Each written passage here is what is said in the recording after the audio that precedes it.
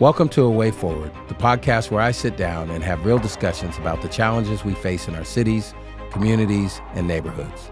The goal of this podcast is to create a space that includes expert interviews, guests with lived experiences, and voices not often heard. I'm your host, retired Police Chief Daniel Hahn, and I will bring my experience in law enforcement, community, and education to each conversation so that together we can build a way forward. All right. Well, welcome, Dr. Cardoza. Before we get started, I just want to say, one, I'm really looking forward to your thoughts on the role of education in our future, especially in California. But I want people to know a little bit about you, and then obviously I'm sure you'll add some more. But this is Dr. Lisa Cardoza. She's from rural Texas, was the valedictorian of your high school, had your first son a few months after graduating high school, and yet still, with a young family, went to Stanford University. You were recently named the first Latina president of American River College, and for those that don't know, American River College is the largest community college in our entire region with over 30,000 students. You previously served as the vice president of advancement at Sacramento State University, and I think that's how you originally came to Sacramento in California. That's where I first met you. And you have a bachelor's degree from Stanford, a master's degree in social science of education, and a doctorate in educational leadership. So that's a lot. And probably, I would guess the most important kind of description of you is the mother of two boys. Absolutely. So welcome. Thank you. Thank you so much for having me. This is so great. I've listened to so many of your podcasts, and it's an honor to be here and to be able to share a little bit more. So so that's a lot, right? Yeah, and I think part of what I think makes me, a good advocate for education is my lived experience and being able to share it. When you just read my bio, and I share this, often, if you were to just read my bio, you would think like, wow, she had it made, right? This was great. This is, a kind of a smooth path, right? And what my bio doesn't tell you is just how, so all the challenges, right, that came along with that path. So yes, I grew up. I am the third daughter of 6 girls, born to Osvaldo and Alicia Cardoza. Grew up in deep South Texas, rural part of South Texas, impoverished area. When I graduated from high school, it was the 5th poorest school district in the state of Texas. And then grew up in we were in statistical poverty. We didn't know it at the time. It wasn't until we started doing our college applications that we realized, right, that we grew up in poverty for a family of 8. Yeah, because it's just normal for all of you. That's right, yeah. But fortunate to grow up in a very loving family, right? I know not everyone has that privilege, and so we didn't know we were poor. We were loved, and so I joke that I live in a work hard, play hard mentality, and I think that came through. It's come through in several instances, but that really came through as I was looking to high school graduation, and I was, as you mentioned, did graduate as the valedictorian of my class, but I was 5 months pregnant when that happened. Wow. And no one knew I had hit it, which was dumb, right? I was naive and. But had a healthy but premature baby boy, Gabriel, that September, and then took a year off. And I was fortunate; I had gone and accepted to my dream school, Stanford University, and thought I was. Which is very rare. Like it's hard to get into Stanford. It is hard, and I actually though still didn't understand it or fully. Acknowledge it at the time because it was so foreign to me, right? I had mentors along the way, one in particular, Dr. Francisco Guajardo, who had taken a group... At Stanford or at Cardoza, so my high school, at Cardoza High School. He had taken a group of students, kind of the top 10 to visit Ivy Leagues on the East Coast, right? Ivy League schools. And I think it became clear to me there that how important relationships are. So all growing up, I knew relationships were important, but I'll share more about the the kind of impact of relationships and making connections in terms of education in a little bit. But so my sister was one of the fortunate ones to go on this trip, and she got accepted into Columbia University. So when I went on my trip 2 years later, I was able to go visit her. But so she went to Columbia. She went to Columbia. So yes. one sister goes to Columbia and one sister goes to Stanford? Yeah, oh, and there's more. Okay, so my wow. oldest sister went to the University of Texas at Austin. Second sis, she did not go on the Ivy League trip. Then we start the Ivy League trips at my small school. Well, University of Texas is nothing to shake a stick at That's either. true. That is so true. That is so true. One of the major universities in our country. Yeah, exactly. No, it's exceptional. It is. So Karina goes to Columbia. I go to Stanford. Sara goes to Yale. Selena goes to Stanford. And then my little sister, Rebecca, goes to the local university, but is the first one in our family to she gets a doctorate of physical therapy. Your parents need to teach a class. I know. I tell my parents they need to write a book, right? Wow. Yeah. Wow. Yeah. So it was. Yeah. No. It's been fascinating to think about our trajectory. Yeah. And again, I say I say often I could not have done this alone, right? I had so many people along the way supporting me. Yes. From us growing up in this small town, that the community, everybody knows you. It's a small community, right? And we would go to church every Sunday, and I've just heard stories of us or our community members watching us grow up, like literally grow up in the pews, because we would take up a whole pew at church, right? And watching us grow. And although small town, also you can't keep secrets, so Right.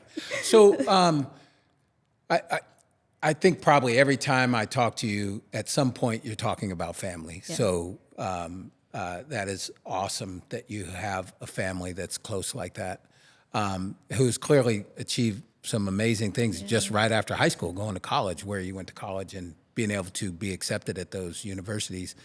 But what things in your upbringing in this small town with your family do you lean on the most today as a leader in education? Yeah, that's a great question, something I think about often, because I always try to ground myself, right, in where I came from, right? So again, I'll go back to love, right, care, kindness.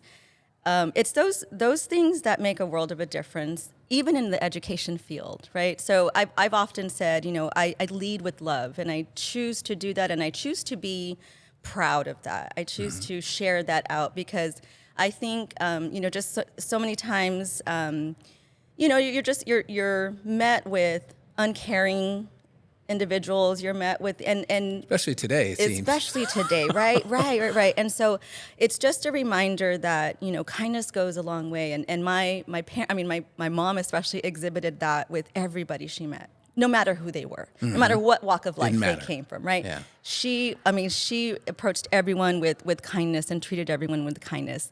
The other thing the story that I love to share is about my dad. So my dad, again, growing up in a small community, everybody knows everything that's going on. And were they born in Texas, or did they immigrate? So no, they were born in Texas. Okay. Correct. Okay. Yeah. And so my parents, or my dad, I should say, is so proud of his daughters. And so even as we I would be. Yeah, even as we moved away and went to college, and everybody knew so much about us. Like, my dad was the original Facebook, right? Because he would share all of the stories of his daughters, all of our accomplishments, right? But what I take from that, what I've realized that I take from that now, even in my roles, is to be proud of of where we are, right? Like, this is kind of funny. You mentioned that I moved over here to start working at Sac State, and Robert Nelson was, really proud of being there, and only allowed us to wear green, right? So, I could green believe and gold. that. President Nelson was definitely Yes. Sac State through and through. Yeah, and so I got, that just became part of what I believed, and Your whole closet was green. Green and gold. No, and then I go to ARC, and our colors, American River College, and our colors are red and blue, right? And so I've completely changed my wardrobe slowly. I still have a little green, but completely changed my wardrobe, because I want to be the loudest and proudest cheerleader for the place that I work. And I think when you care so much about a place, and again, you infuse love and just the humanity into work, I think it makes it something really, really special. And that's what I hope I'm doing. So I'm curious, now that you mentioned that, you know, what I've seen in Texas is people from Texas are really, really, really proud about being from Texas. Yes. And quite frankly, don't always like folks from California. Yes. So I'm curious, what was the adjustment for you from being from Texas and coming to California? So, funny story. I was just sharing this with someone too. But so when I came as a single mom, right, with my 9-year-old son. And so I will say most of my community was really the Sac State community and very loving, very accepting. Which is cool because you had a ready-made community, right? Absolutely, when you come here. Absolutely. I mean, I was like, it was such a joy, and I've made some lifelong friends, right, from working at Sac State. And but my son tells the story when he first got to school, and he was 4th grade, I believe, that they asked him, like, did you ride a horse to school? Did you have TV in Texas, right? So all these like misconceptions of what Texas is and stuff. But similar with California, I'm sure we have. Where's the ocean?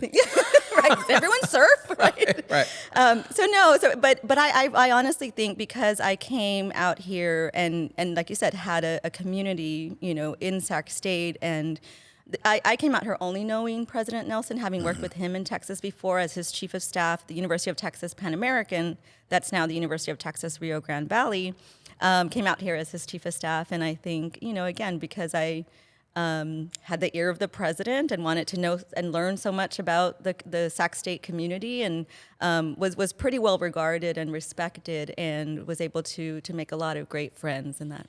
Well, speaking of President Nelson, and I know he's a very, very, very, very passionate person, especially when it comes to education and those sort of things. But and I know you had a very special relationship with him. And I don't know how this occurred, but when he first asked you to leave Texas to come to Sac State, like, what was your initial reaction to that? Well, funny, he didn't ask me. Oh. Yeah. So I was his chief of staff. I had taken on governmental relations as part of my role as his chief of staff at the University of Texas Pan American. At the time that we had decided to merge the two institutions, University of Texas Pan Am and University of Texas at Brownsville, and they became University of Texas Rio Grande Valley.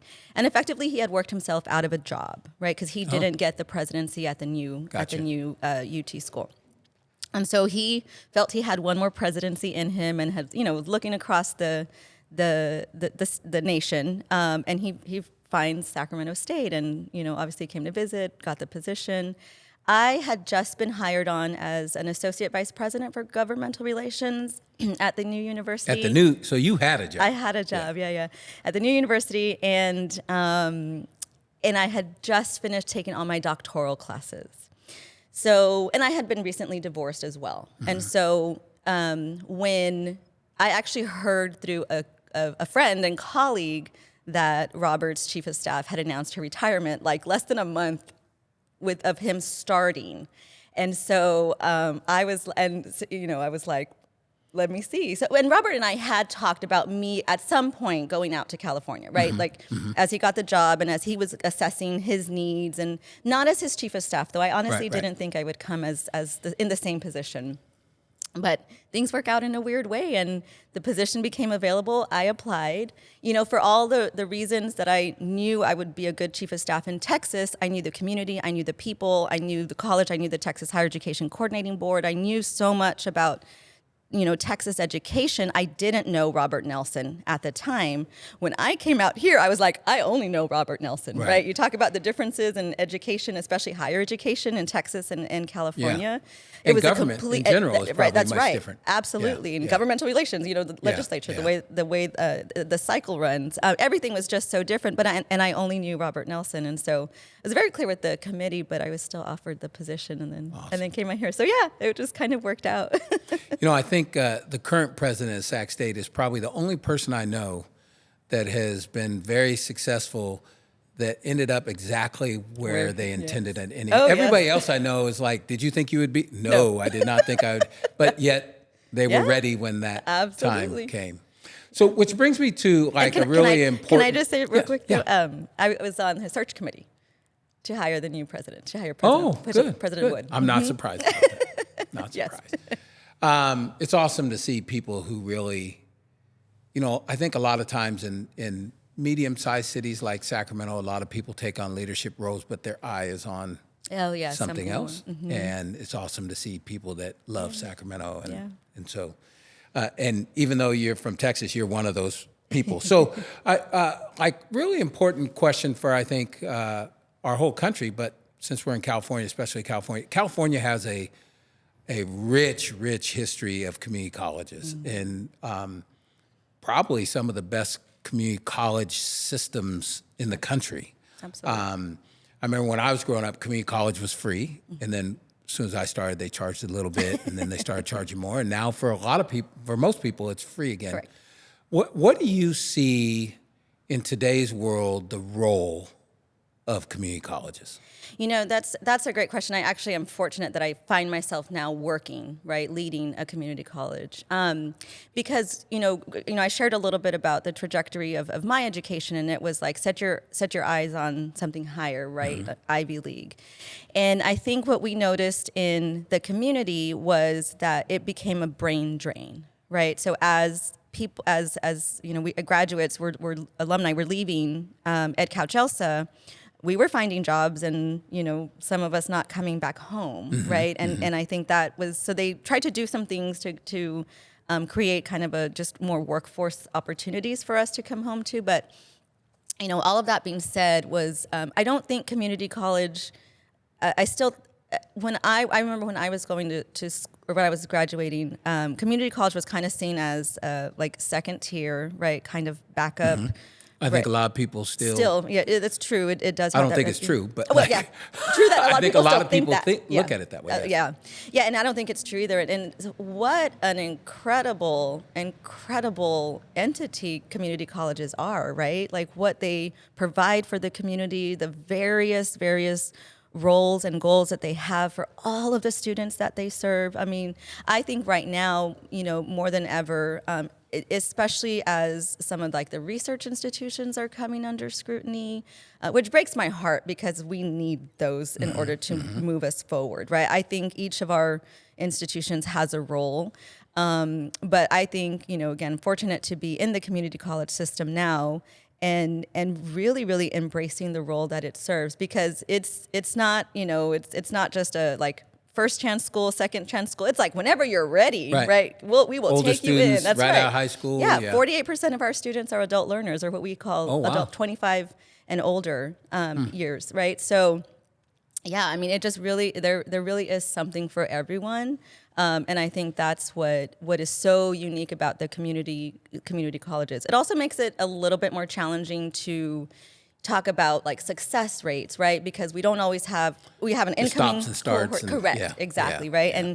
And I think we just need to see their value and what we produce. And I mean, AR is about pretty close to the same size as Sac State in It's terms larger. of student. It's larger. Oh wow! Yeah, this is the second year that we've outpaced, or in terms of student enrollment. We're over 32,000 now. Yeah. So if you're thinking AR. about impact, there's more students Absolutely. at your college than at Sac State. That's right. Yeah. So it is very good timing to have you on here because it's been very. It's been documented, I should say, in the news and obviously if you have family members that go there, that a lot of colleges are struggling.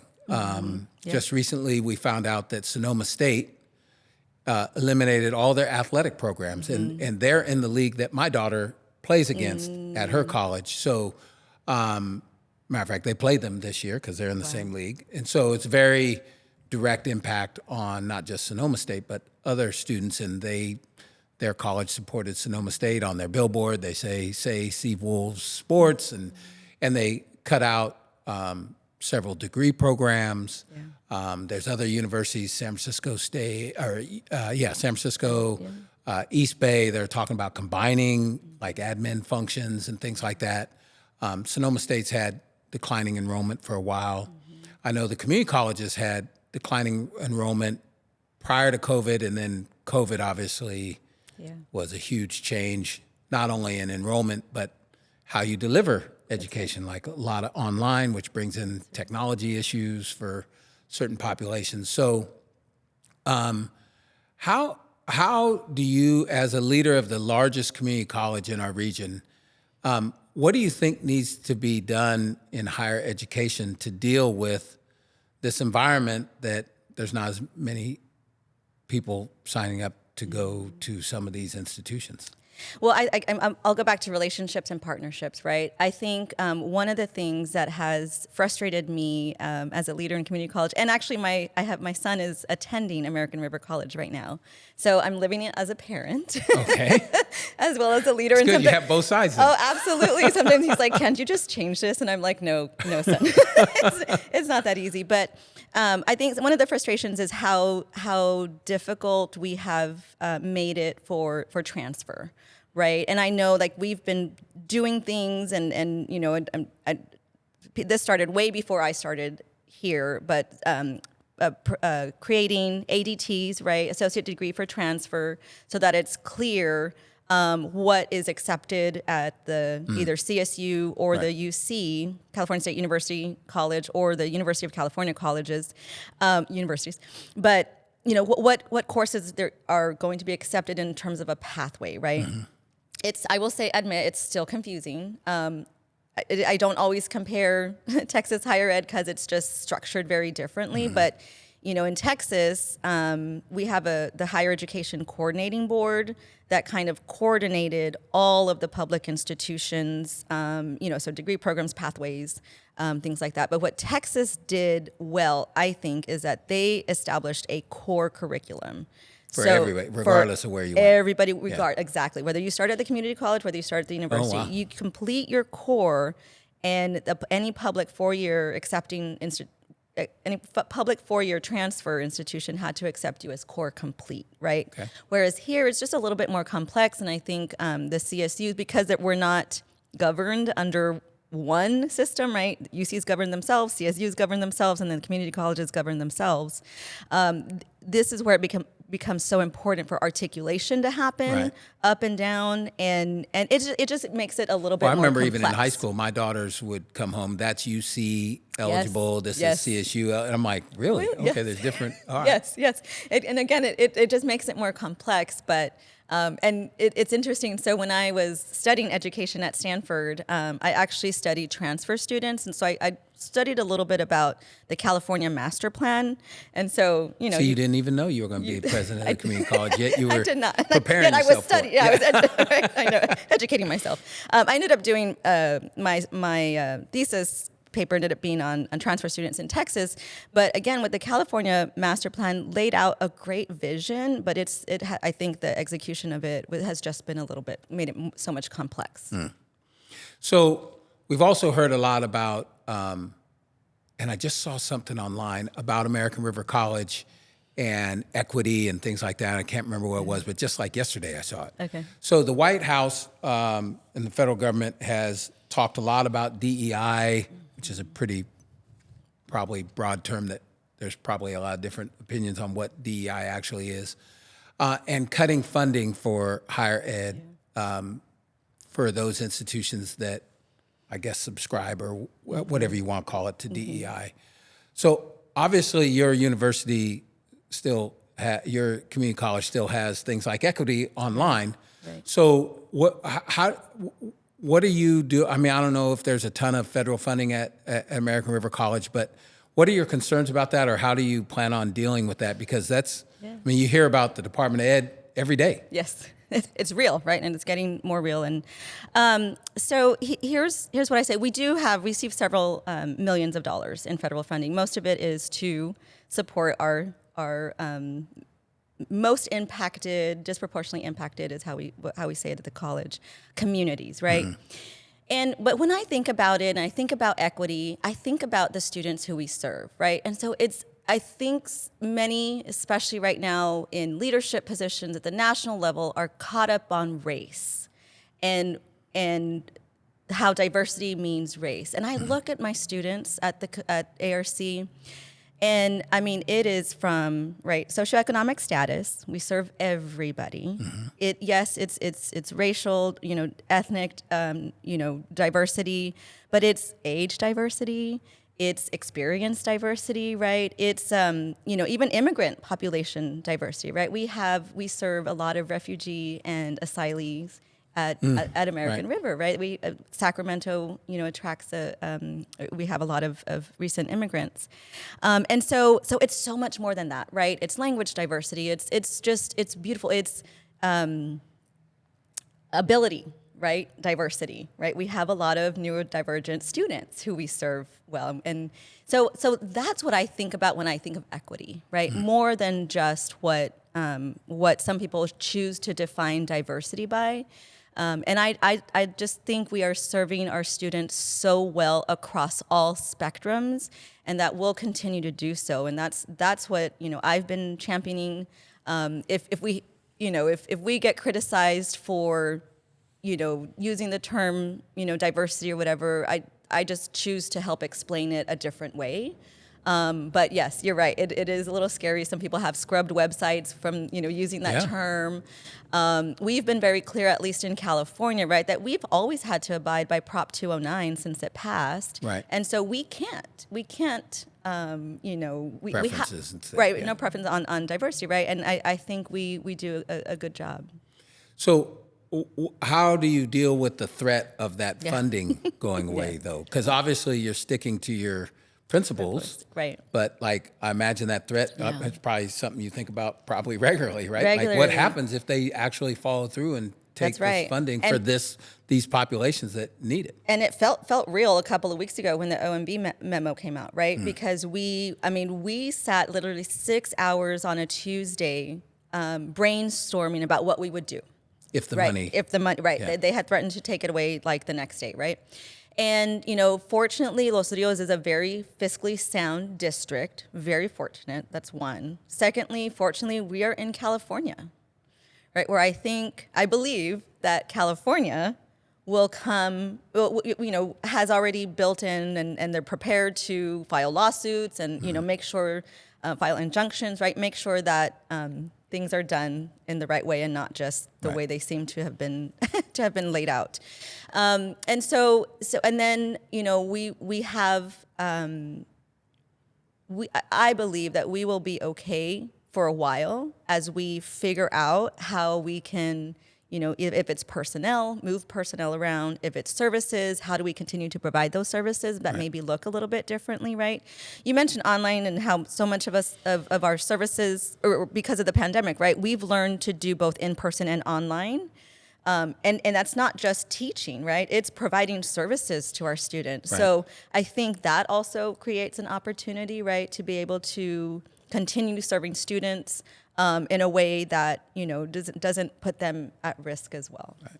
And I know the whole issue of in-person and online is a challenging one. When I was at AR, that was a daily conversation, right? I think a lot of us, especially of my generation, I think about when I took classes in Los Rios. I graduated from Los Rios. I don't think online would have worked for me, but it was a totally different time. That's right. And I just feel like I don't think I would have went to class if it was online. I needed to have a time where I needed to be sitting in a seat, else I'd have been like,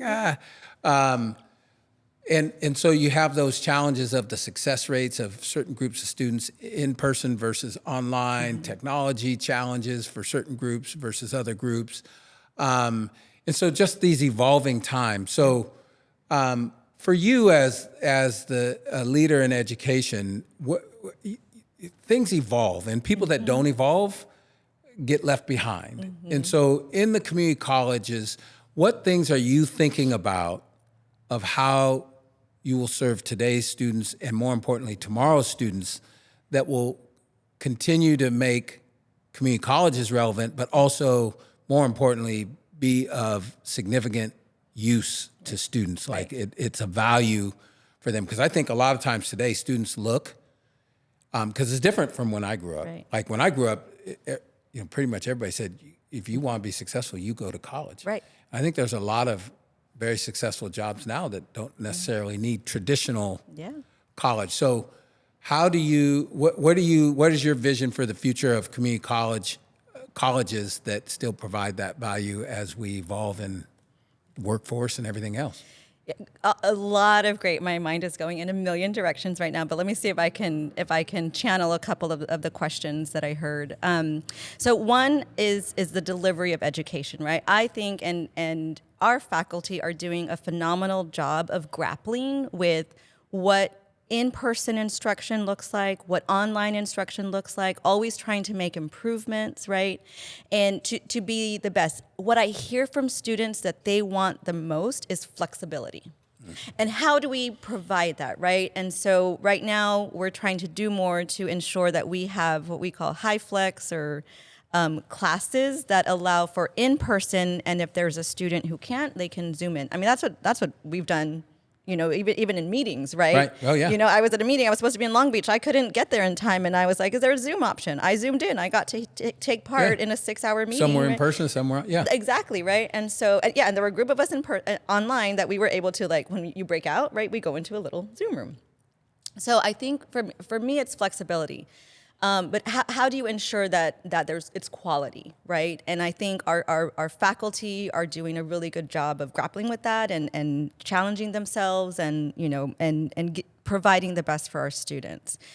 AI is going to bring in a new, right? Another big challenge for education, right? Absolutely. Writing papers. Right, absolutely, right? And it's, how do you teach our students to use AI? How do you teach our faculty to, not be afraid It might of it? even be more hard.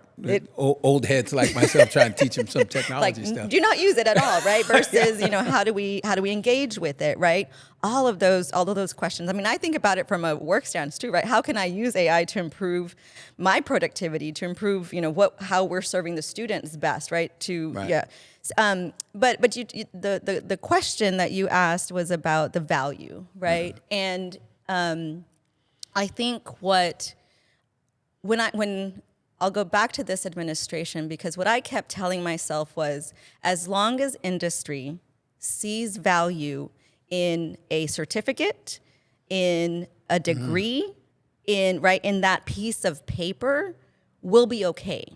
And now, though, what you see with the dismantling of the Department of Education and now accreditation, this morning I was just reading an article about they're going to come after accreditation agencies because that's where you're supposed to have, right? The federal government isn't supposed to interfere with with education, with the curriculum.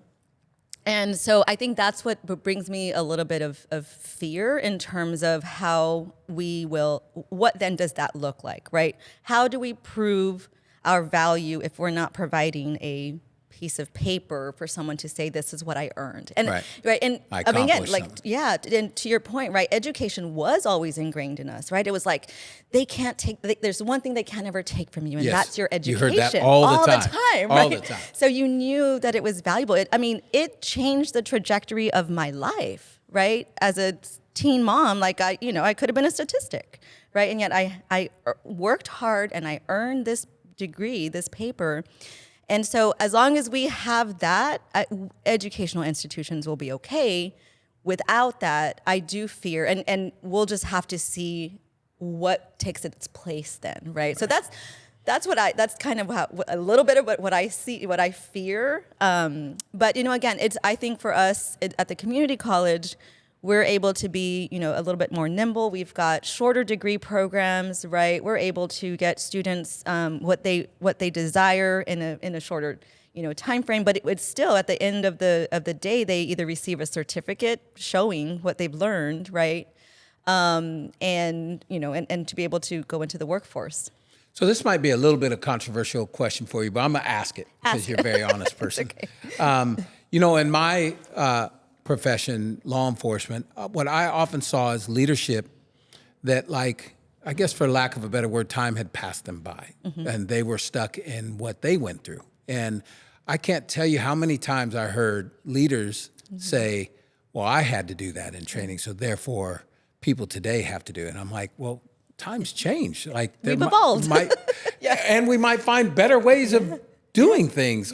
Just because you did it 30 years ago doesn't mean it needs to be done exactly that way now. And I wonder what you think in terms of leadership and education.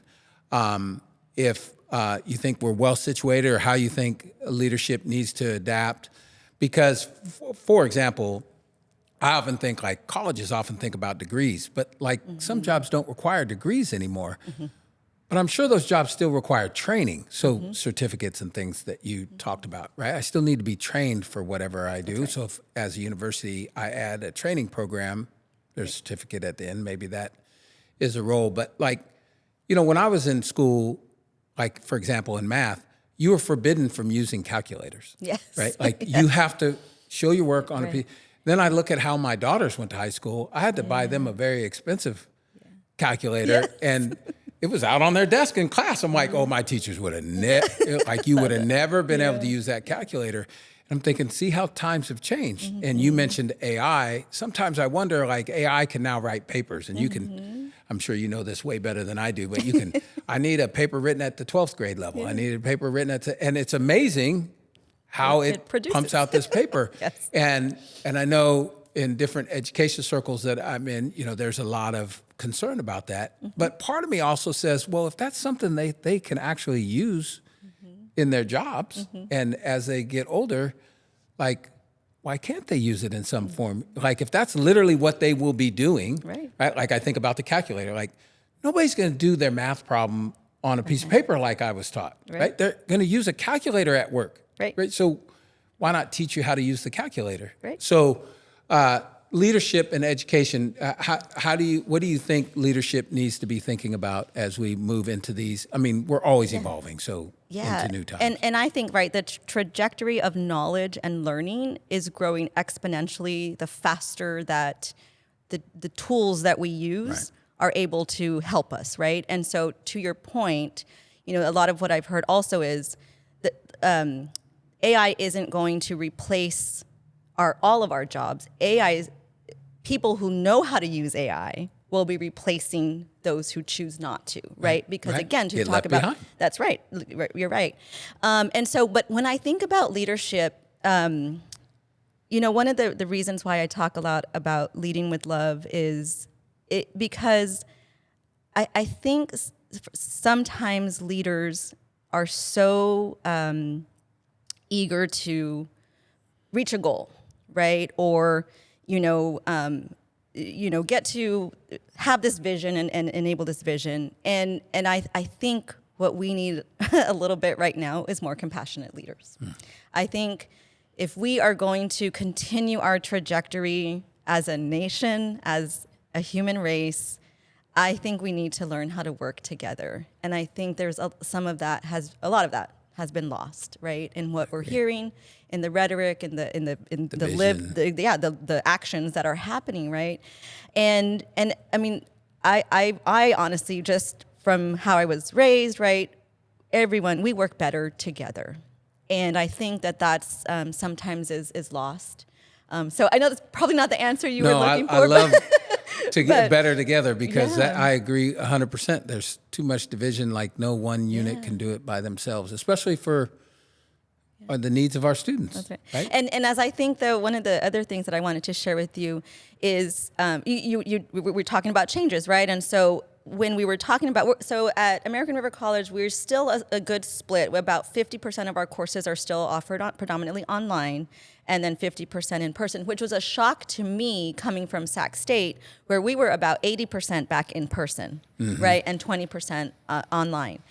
And so as I was like looking, I'm like, well, we're doing a good job, because if most of the jobs that our students are getting are virtual, right, that they don't have to be in an office, well, then it's maybe there are some tools that we need to teach them, not just learning online, but being able to work online, right? So I thought, okay, this is great. Well, now there's been another shift, right, that people are moving back into offices, right? Because for a while it was like, oh, the virtual world is like the next biggest thing, right? And now you see, so because you lose it.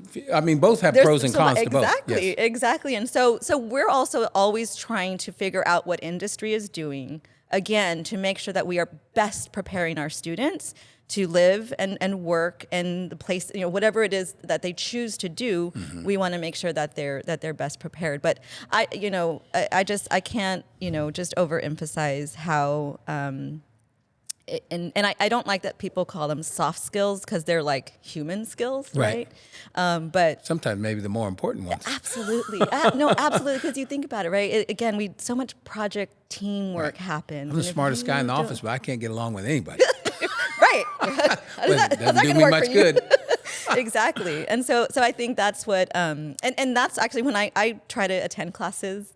I ask faculty to invite me just so I can see it. And I love to see the student interaction because I know that that's what they're learning, right? To communicate, to problem solve, right? To think critically, to think analytically, in order to be able to do that in the workforce. Yeah. So I forgot to ask you this earlier. Did your parents go to college? They did. Both my parents are, both of them are first generation. They're the first generation, and then their kids all went to college. Right, yeah. So if you were to look at, if somebody was to just read on a piece of paper about your upbringing, right? Rural Texas, small high school, yes, valedictorian, that might be another wrinkle, but and then had a child shortly after high school, months after high school. I don't think anybody reading that would then think the next sentence is going to say Stanford with a very young family, right? So, and not just your circumstances, but people are coming to college age, initial college age, right after high school, with a lot of different challenges. Might be a kid, could be any number of things, other family issues, finances, all sorts of things. What advice would you give a young person that is thinking whether they want to go to college that has all these other competing things in their life? Because, again, somebody reading your story on paper would have never guessed Stanford as the next sentence. Right. So, I mean, again, I try to share, I tell students and I tell, whenever I have an opportunity to speak to, especially young professionals, so much of our advice is circumstantial, right? So, you know, generally, I can say, do your best, right? Because someone is always, like, I tell people often, you're always vying for your next role, your next job, right? And so always do your best. Just always try to do your best. Like you said earlier, right? I didn't have this trajectory. I was going to do very good in the job that I was holding, and people noticed that, right? So do your best because someone's watching, right? Always. You know, I mean, I told you, I joke that I work hard, play hard, but I have to have laughter and love in my life. And so as hard as I work, I still take time to make community, right? And you know, I've learned through my doctoral program, through someone's dissertation, like it's not just about relationships, but it's about relational accountability.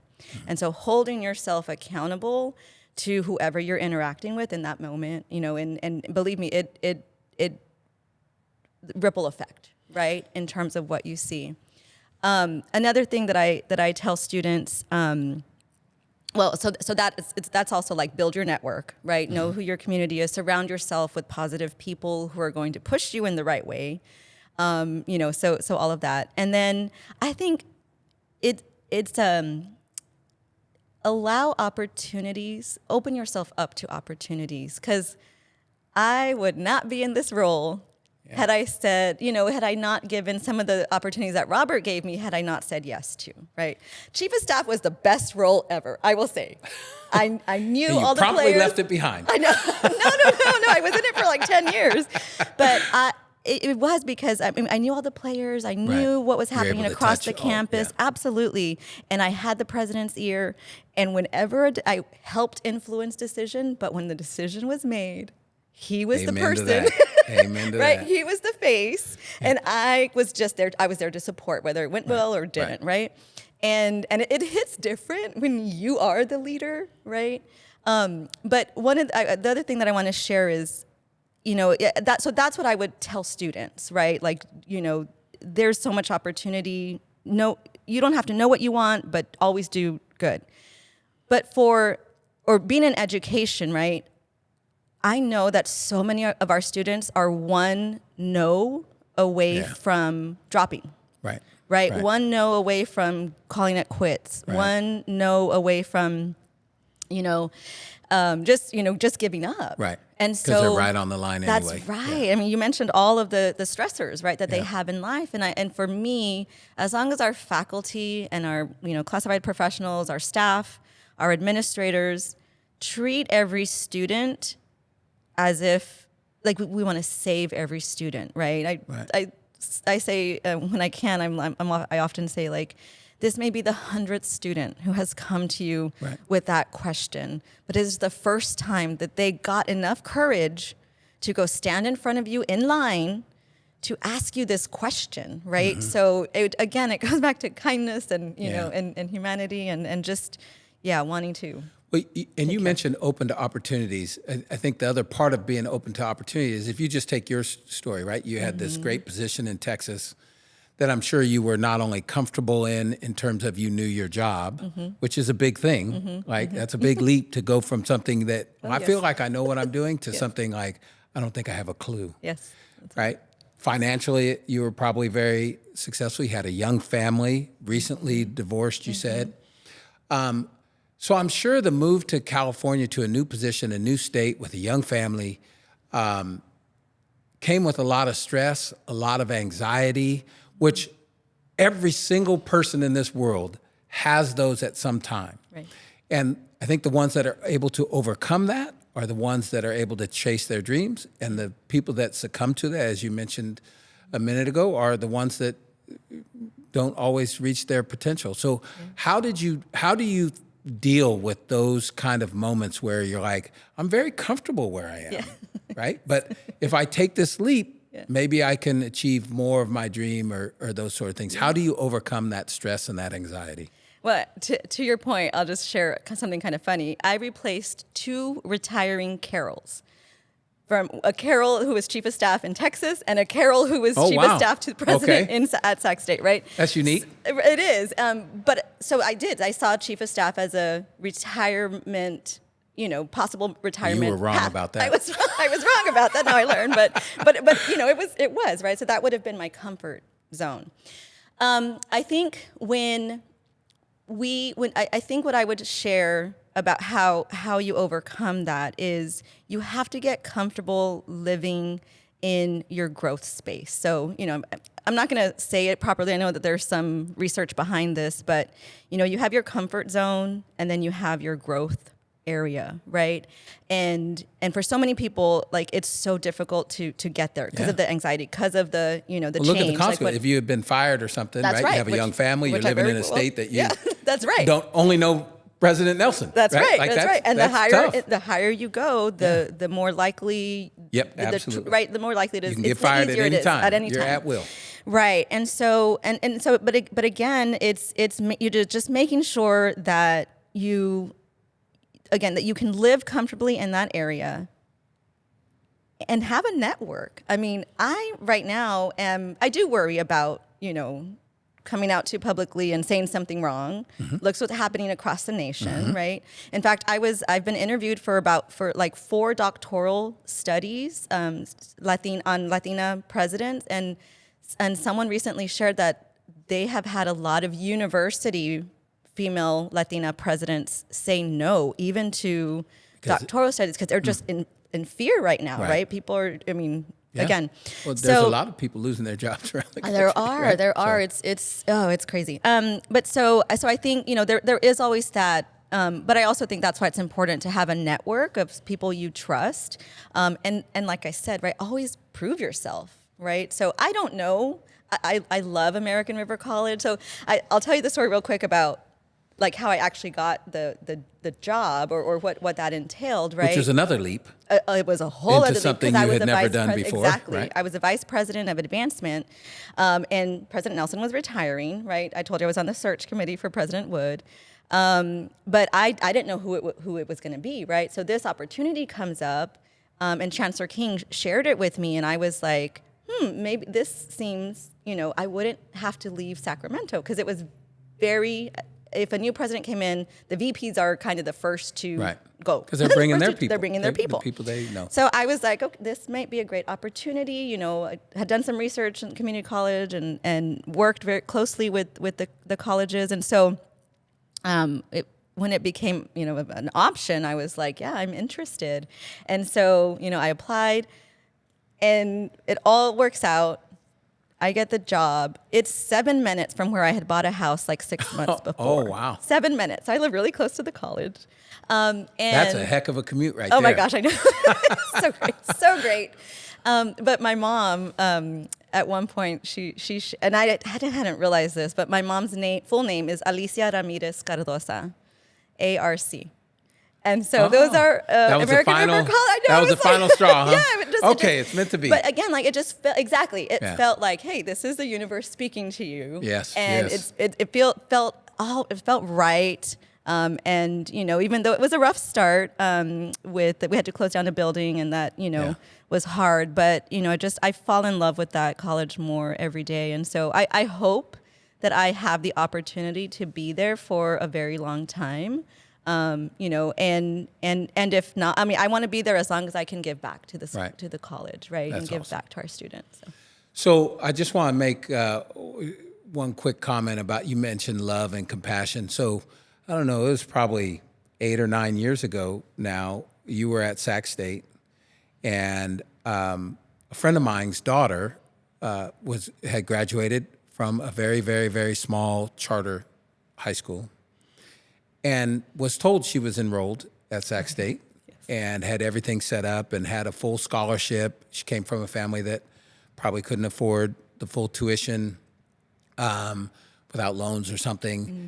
And not too long before school started, I want to say it was a couple weeks before the semester was supposed to start, she found out none of that was true. Mm-hmm. Like she wasn't enrolled, or she thought it wasn't true, right? She couldn't. She had called several times to the registrar or whoever, and they were like, we've never heard of you. And so her mom called me. So I'm like, well, let me just call Lisa. And so I said, I'm not sure if she's enrolled or not. Yeah. And so you checked and you're like, they've never heard of her. Yeah. She's definitely not enrolled. Yeah. And I was like, oh my goodness. Well, there's probably not much you can do, but if there is, and I don't know what you did, but she was in a class at the beginning of that semester, like a couple weeks later. So you don't just talk it, you live it. And I imagine there's times where you try to do things and it's not successful, but in that time, I can't tell you how thankful that family was for their daughter, who had done so well in school, to find out at the last second, because they weren't familiar with how the system worked, which I went to college and I can't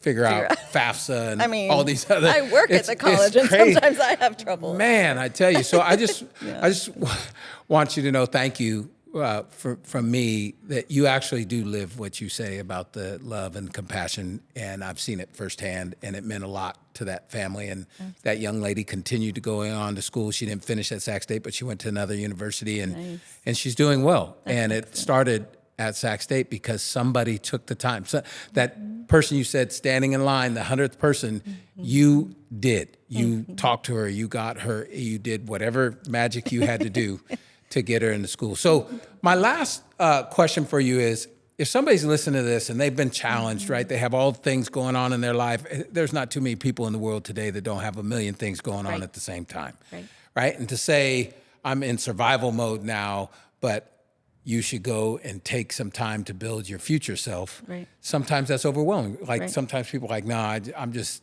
trying to keep my nose above the water level so I can breathe. But they've listened to you today and say, I think I might take that leap, right? I might invest in myself. So they want to go to AR and they need more information, or they need to register. So what should they do? Who should they call? What website? How would somebody that is like, man, I'm excited now after hearing Dr. Cardoza, I'm going to go to AR. How do they do that? So obviously we have the website, right? arc.losrios.edu. There's a ton of information, probably overwhelming. I would invite them to come to campus. I would invite them to come to the college. We have a welcome center. We have student center. And again, I feel like I have shared with the college So the example you mentioned of the young lady, right? I would do that for anyone. If someone finds their way to my office, I really would do that. And even my son, he has friends who have needs, and I tell him all the time, like, don't feel like you're special. I would do this for anyone, right? Like, you have to know that, because someone did it for me, right? When I had a question, someone helped me out, and it did take a lot for me to go to the financial aid at Stanford and be like, how do I do this, right? I have a kid. I have, we didn't have basic needs centers back then, right? So I would do that for anyone, and follow us on social media, because there's a lot of, I think it's ARC News Today is our Instagram. Follow me. I'm ARC Pres Lisa, I think is mine. Right. But because there's so much going on campus. Even though we're still 50%, online, there's so much happening at the campus level. And so if you want a taste of what it feels like to be back, I think it's pretty cool going on campus. Come on campus. Like, it really is. What I loved when I was actually contemplating this position, my son and I walked the campus, and there are these banners that say, "You belong here." And there have faces of many of our faculty and staff and administrators. And I love that, right? And I truly, truly believe that every student humanizing belongs. these Absolutely. buildings and things. Yeah, absolutely. So if they came on campus, they go to the Welcome Center, and then they can ask whatever questions they have, right? Because it can be a daunting. Oh my gosh. Like I say, my wife is a teacher. We've both been to college, and our daughters are calling us about. I'm like, it's been 30 years. Like, I don't know. It seems so much easier back when I went to school to register and everything. So thank you so very much for not only your time today and imparting your experience and knowledge. Hopefully it will help a lot of people in terms of making tomorrow better. But also thank you for what you do every day and helping young people achieve their dreams and be successful. So thank you very much. Thank you for having me. Sorry, I just want to add one more thing. When you talked about the young lady again, my biggest fear in life is this, what I call this notion of missed excellence, right? Missed brilliance.